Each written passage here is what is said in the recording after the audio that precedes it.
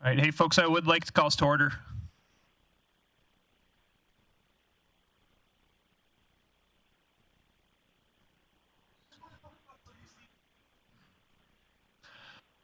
All right, so I'll give IT the countdown for 5, 4, 3, 2, 1, and welcome everybody to the August 3rd, 2021 Infrastructure and Economic Development Committee meeting. And to begin, we've got our Downtown Rehabilitation Phase 4 update. Mr. Hoyen.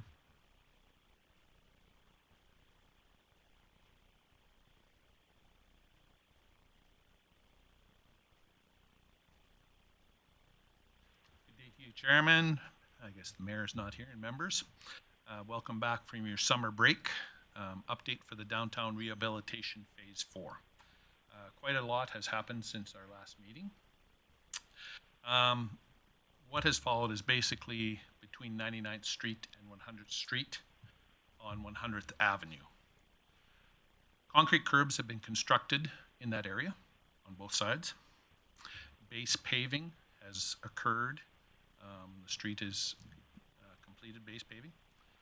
The intersection of 100th Street and 100th Avenue is currently being completed and should be open this week.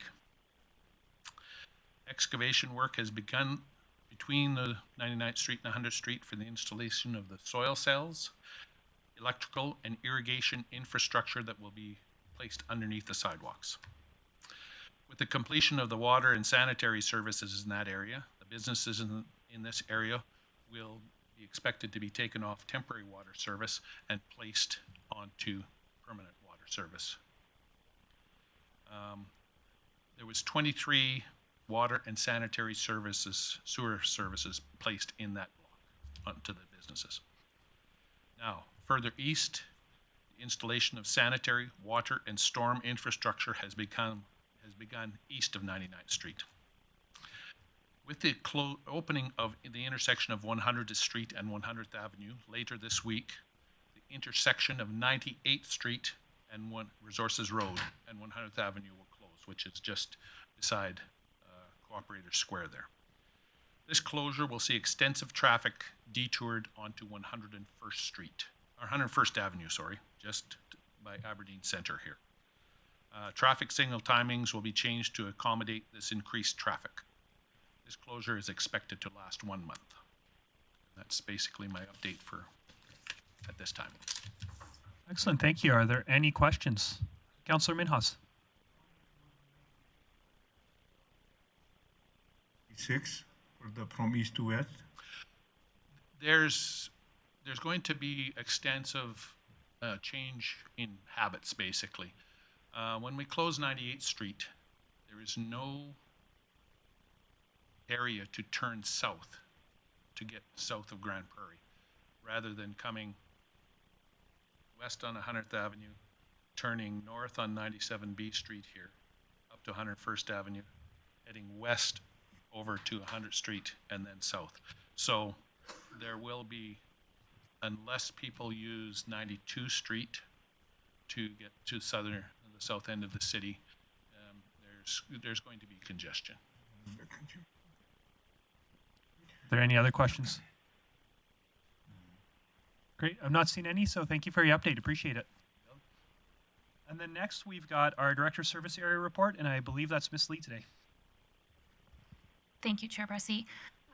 For the Director's Service Area report for August 3rd, under Economic Development, the Development Incentives and Grant Program launched last week.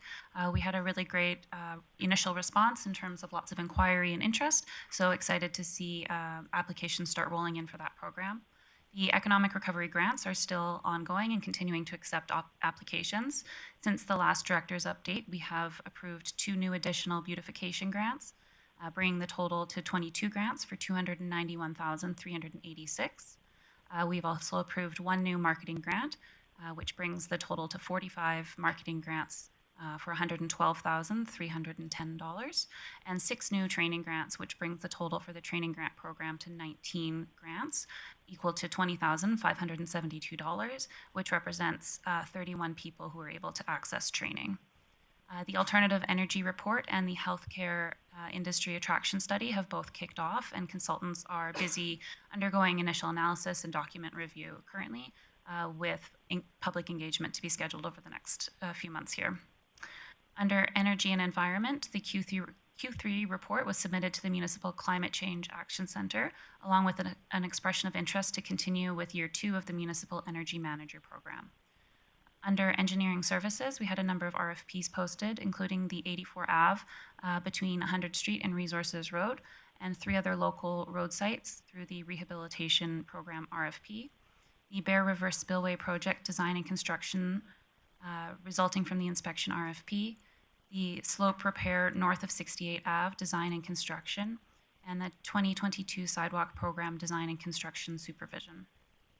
Current construction under sidewalks includes the Highland Park neighborhood with an anticipated start date of August 7th. For road rehab, we have 100 Street south of 128 Ave to the northern city limits, 108th Street between 100 Ave and bridges over the Bear Creek, 89th Avenue from Willow Drive to east of 88th Street, 114 Ave between 95 Street and 94A Street, and the Crystal Ridge reconstruction. For bridges, the Masquote Park pedestrian bridge construction is underway. In planning and development, we've seen 187 new business licenses this month, and the College Park ARP public hearing is tentatively set for August 23rd.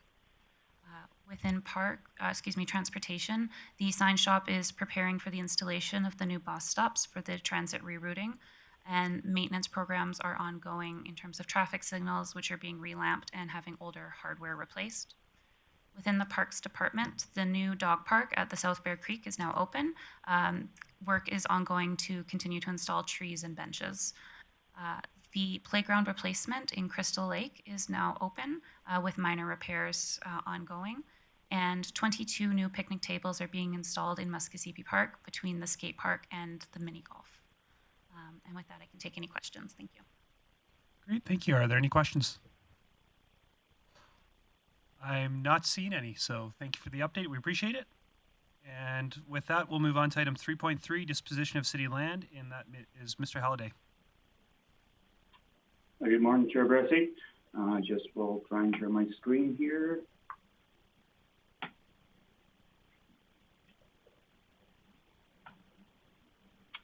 Okay, so Planning Development received an application for public land disposal for the Gershie Missionary Society. The request is for the purchase of 2 public utility lots located within the Smith neighborhood. The society is the owner of the adjacent lands that straddle the 2 city-owned PULs right here and to the north here. Their wish is to explore the option of purchasing the parcels to facilitate the expansion of their existing parking lot. So the 2 owned city PULs are located within the red area that you see highlighted on the screen. Sorry, Mr. Halliday, just so you know, we can't see your screen. We do have pictures in our report, but we can't see your screen right now.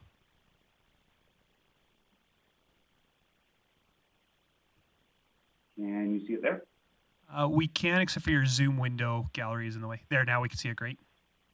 Okay, perfect. Okay, so the property to the south is the existing development owned by the Gershie Missionary, and they also own the parcel to the north. The city land is identified with the red there and contains 2 PULs. On June 14th, the applicant appeared at council to request the city waive the fees and costs associated with the purchase of the land. Council directed administration to bring back to this committee for further information. So here shows the existing development located on Juno Crossing and 92C Street. Overview of the lands. The area being requested is roughly 333 meters squared and currently designated as a public utility lot. Located within them is several shallow utilities, of which are natural gas, electric, and sanitary. This is a view of the north lot owned by the Gershie Missionary and the city PUL running through here. So Administration completed a circulation of the proposed disposition to internal departments and external stakeholders. Response from the circulation identified several concerns related to the city's disposing of the land. Such concerns were related to the access and maintenance of the utilities located within the PUL, pedestrian connectivity between Smith neighbourhood and the new Smith Recreation Centre, and on-site drainage. There's a view showing the PUL accessing through to the new Smith Recreation Centre, through there to the east of the property. So upon completion of the circulation, administration has identified that the sale of public utility lot may pose a risk to the servicing and maintenance of the shallow utilities located within the city land. Therefore, have explored the option of a license of occupation with the society, and the society has indicated that they would be in support of pursuing a license with the option of a 25-year term. The proposal of the license would reduce the risk by ensuring ownership of and access of the land are retained by the city. In addition to limiting the risk of access and maintenance of the shallow utilities, a license of occupation would allow the city to place conditions for use of the land to further mitigate any risk associated with the use of the land by the society.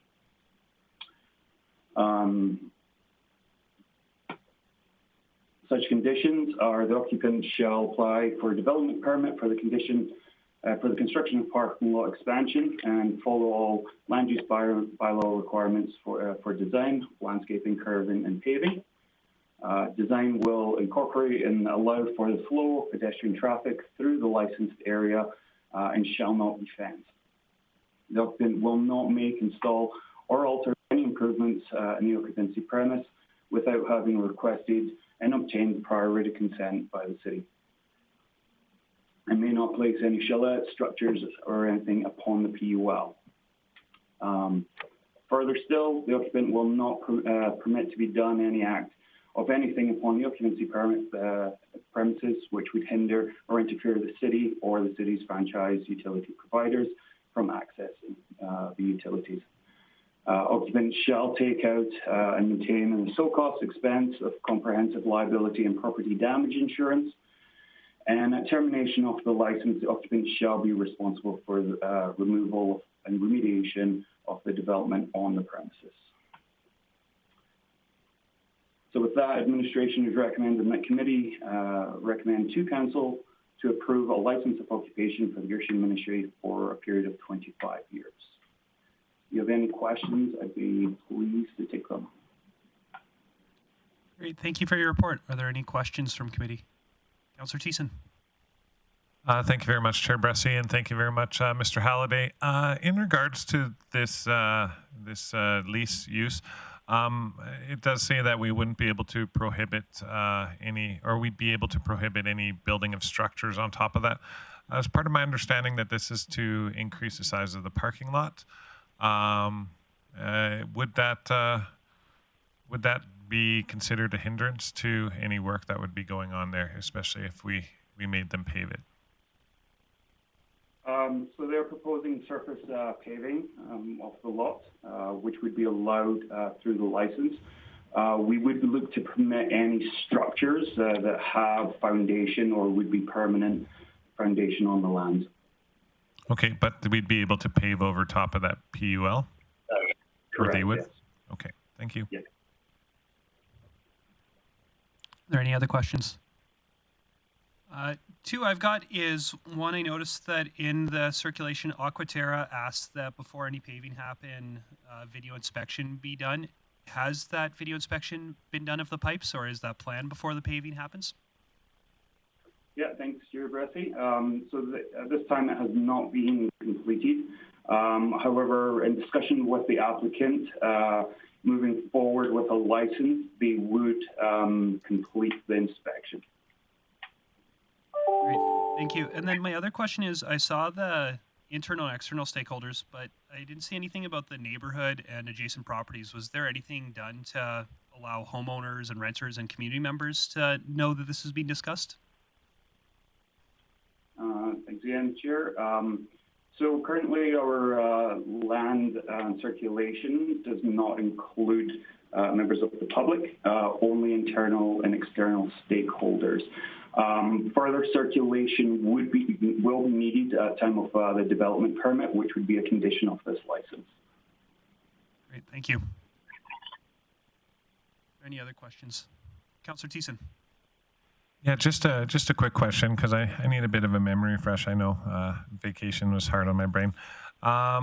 So some of the discussions that I've had with the group, the Guernsey Commission Area Society, was the consideration that they would make a gravel parking lot to allow for ease of access to the utilities underneath the ground. Has that been brought up in your discussion with this land, and knowing what our city bylaws are around parking lots and stuff like that, would we be amenable to that? The potential of a gravel parking lot. Through the chair, we have had discussions with the applicant in terms of the land use bylaw and the requirements of paving through that. Those would be triggered at the development permit stage. I believe that Mr. Johnson, Manager of Planning and Development, is on the line here. He may be able to speak further to what those LEB restrictions are. Yeah, Mr. Johnson. Good morning. Thank you, Chair Bressy. Yeah, so it would be our intentions to look for paving, landscaping, and curbing throughout both the leased PUL area as well as the property to the north of it. Okay, thank you. That answers it. Great, thank you. Are there any other questions? Not seeing any questions. Is anybody interested in making a motion? Councillor Thiessen? Oh, my double hand. I guess I could do. I would move that committee recommend council approve a license of occupation for the Guernsey Commission Area Society for the use of Plan 8020882, Block 1, Lots 15 PUL and 54 PUL for a period of 25 years. That was a mouthful. Thanks. Great, thank you. Is there any conversation or debate on this? I know I'm not seeing anybody, so I know for me, I'm struggling with this in terms of I really want this neighborhood to be a more desirable neighborhood, and I think that council has made significant investment in the recreation center and paving roads and infrastructure there, and this really could go either way. On one hand, I really think that this is an institution in the neighborhood that does do a lot of good work, not just in the neighborhood, but in the community, and I think helping out a community-based institution like that very much does improve the neighborhood. On the other hand, I am worried about the feel of that PUL and walking through it and the pedestrian connectivity, and even if it's there, does it feel welcoming? And I said when we talked about this at council that I'm unlikely to support this if there isn't good neighborhood consultation. And I think for me, I'm not comfortable saying, hey, we've already licensed it out, you just have a say in the development permit. And so I don't think I can support this just because we haven't talked to the landowners and the people who are living there at all. And I suspect that this might be a surprise to them, and I haven't been shown anything to the alternative. So not knowing how this is going to shake out in the neighborhood, if we haven't even heard from the neighborhood, I have trouble supporting this.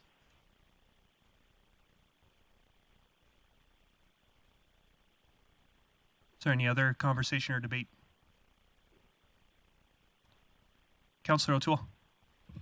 Yeah, I think if you're looking at the neighborhood and improvements by having that PUL mowed occasionally during the summer compared to having it paved, it will make an improvement to that block for sure. It's a good looking building, and all they want to do is improve the lot itself and take over the PUL. So I don't know where you're coming from about conductivity. They'll be able to walk through there. I don't think anybody does walk through there. There's a pathway or an area where they can walk, but it's not a beaten path. Let's put it that way. And it's right near the corner. So if anybody does want to go through there with a vehicle or anything, the corner, the road is there. So I would suggest that strongly suggest that you vote for this. It will make a beautiful improvement to that neighborhood. Thank you. Thank you. Great, thank you. Is there anybody else who wants to get in on this? Sure. Is there anybody else who wants to get in before I go to Councillor Thiessen to close? Councillor Thiessen. Thank you very much, Chair Bressy. I would strongly encourage you to support this motion. I know that administration has worked hard in ensuring that the important stuff, which is what we're trying to protect, is the city assets and the access to those utilities is protected, and that they're not in any way prevented from any further future work on it by putting structures on it or building upon it. Essentially, what we're talking about here is a church. That's how I look at it. Because I go in there and it's a place of religious faith where people gather on Sundays and other days of the week. And it's quite full, actually. That community is growing inside there. And if you go by there on an active church day, you'll notice that there's, I'm sure the neighborhoods doesn't mind because they're used to it right now, but what you find is that the sides of the streets are covered with cars parking along the side of the streets, and this would help to offset those. In response to public consultation, I'm pretty sure that the community wouldn't have any issue with this as far as expanding parking lot. It'd be the same as asking if we wanted to expand parking lot at a Christian church. I think they'd be largely okay with it. One thing that I found, especially because it is election season and we are talking door to door with people a bit more frequently now, is that the level of community consultation that went around the Smith subdivision, around the recreation center, a lot of people in the neighborhood still don't know what that is. And so I'm answering the questions. They're like, cool, they're really excited about it. They're not opposed to it. So I think our administration has done their due diligence. I think it's a reasonable request from the Garcia Commission Area Society. And to improve parking and give people better access to the street, and for those pedestrian trail crossings, especially within the neighborhood, by not having all those cars parked there at certain days of the week, will definitely do a lot to not only move traffic flow through those neighborhood streets, but also increase pedestrian safety as well by congregating all the cars into one parking lot. So for all those reasons, I hope that I've swayed you and you can change your mind, and we won't split this vote in any way, shape, or form, or even risk it. And that's my close. Thank you. Great. Thank you, Councillor Thiessen. I will call it a question. And Mayor Clayton, how do you vote? In favor. Awesome. And that motion does carry. And with that, we don't have any items of correspondence. We don't have any other business. That brings us to item 6.1, which is the Transportation Offsite Levy Bylaw Review, and that is Ms. Coulter. Thank you, Chair Bressy. So, good morning. I'm here today to present about the city's Transportation Offsite Levy Bylaw. The city's current offsite levy bylaw has been in place since September 2008. In August of 2020, Council directed administration to review and bring back amendments to this bylaw after the adoption of an updated transportation master plan. The MGA allows for municipalities to adopt a bylaw that imposes an offsite levy in respect for land that is to be developed or subdivided. The MGA also has a rigid set of regulations that must be abided to prior to imposing an offsite levy. The three major requirements of offsite levy regulation include identifying benefiting area, defining infrastructure requirements, and consulting in good faith with stakeholders. Administration has completed a thorough review of all statutory and non-statutory plans, reports, studies, and other documents to determine appropriate benefiting areas and transportation infrastructure. Detailed breakdowns of this information is included in the bylaw. The other major component of developing an offsite levy is the required stakeholder consultation. Administration has been formally consulting with stakeholders since early 2019 and has continued to openly share information throughout the process with all interested parties. Stakeholder consultation has included meetings with corporate leadership team, council, the Urban Developers Institute, a public engagement website on the city's engagement platform, a Zoom information session in which all residents in benefiting areas received a mailed invitation, as well as an open information sharing with local engineering firms in Grande Prairie. Administration has addressed all concerns that were received. So, methodology behind the proposed offsite levy bylaw is generally remaining the same as the existing bylaw with a few notable changes. Changes include we have updated all developable lands and transportation infrastructure to reflect the current city limits and current transportation master plan. In doing that, all cost estimates were also updated to reflect present day costs. We have included compensation to developers for the dedication of an arterial road right-of-way. Presently, land is dedicated with no compensation. Compensation for this land will be collected and paid through the offsite levy reserve.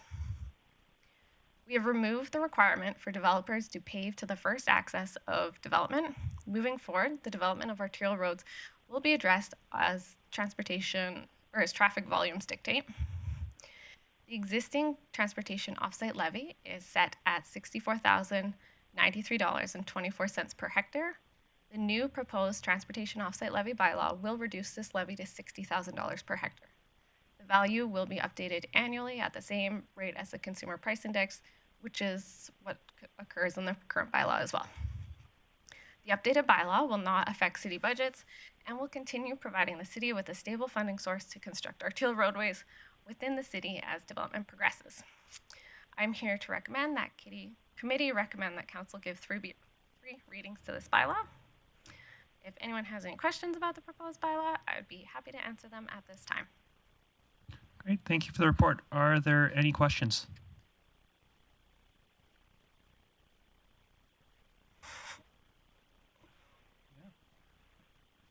Great, is there anybody prepared to make a motion? Councillor Plott. Thanks, Chair Bressie, and thanks administration for the work on this. I know that there was a lot of consultation that was done and ongoing. I know in the report it says one letter come in from UDI, but I know it's ongoing conversation, so I want to thank you for that.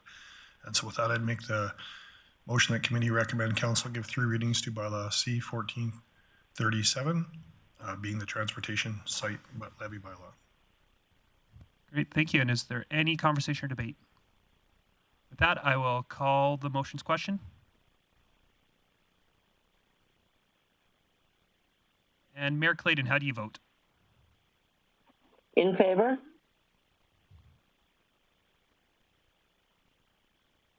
And that motion carries. And with that, I will bring us to our outstanding items list. Ms. Lee. Thank you, Chair Bressie. Item 1151, Snow and Ice Control Policy Review, is on track for next spring. Item 1152, Mission Heights Ravine Space, is on track for the August 17th committee meeting. Item 1150, Waiver of Land Purchase Cost and Associated Fees, was addressed today and can be removed from the outstanding items list. Item 1146, Narrow Home Construction, is also on track for the August 17th committee meeting. Great, thank you. Is anybody prepared to make a motion? Councillor Thiessen. I was hoping Mayor Clayton would get on the board here, but she's voting. So I would move that committee approve the outstanding items list as amended. Great. Any conversation or debate? With that, I will call it to question. And Mayor Clayton, how do you vote? In favor? And that motion carries. And with that, I will call this meeting adjourned. Thank you, everyone. Dylan, that was your